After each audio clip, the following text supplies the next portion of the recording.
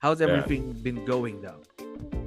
Good. I mean, it was my first time having an employee, a virtual one at that.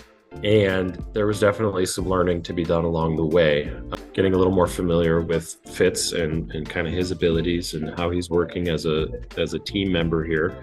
And yeah, it's really sort of shifting this year after getting that first year out of the way.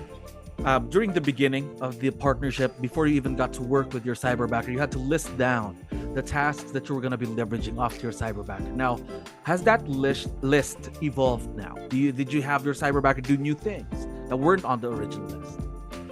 Yeah, so we actually recently started getting into automation. It's kind of a hot thing for this new year. And I knew 𝗙𝗻𝗃 had a little bit of experience with it. I had just never put him in that position for the last year. He's been mostly on the social media and marketing and advertising side of things. And so now he's starting to branch into the automation where we can really, I think, leverage his abilities a little better. And I know he's enjoying a little change in the workflow as well. Talk to me more about the future. What future plans do you have in this partnership? So with the automation program that we're working on, basically we're building a platform from the ground up, and he's essentially going to be one of the lead administrators for the platform. So when we have to start, outsourcing to programmers or having maybe, an in-person individual here at the office, 𝗙𝗃𝗃 will still be kind of the commander because he's been building this platform from the ground up with us. And as hard as it's going to be, at one point I'll have to hand all of the control off to him so that he can make the executive decisions. Was it hard for you to let go of a lot of things? Because again, you're the leader, you're the business owner, of course. I mean, yeah, absolutely. But for the overarching goal of growing the business, and being able to provide for more people and being able to provide more opportunities to not only the people within the business, but also all the teammates, 𝗙𝗃𝗃 as well. He gets to grow with this business. And so there's the bittersweet area of my heart that doesn't want to give up the control, but it is for something bigger and greater. And I'm starting to now make these really good connections with other individuals. Me and 𝗙𝗃𝗃 have a really good dynamic going on. And so we're able to start really approaching this more as a team, as opposed to me sort of trying to lead everything and then get everyone caught up to speed after the fact. What do you think are the advantages of working with someone virtual through Cyberbacker? As long as you take advantage of what they're there to do, they're an employee to help you bring ideas to the table and just help with the inner workings of your business on a day-to-day basis.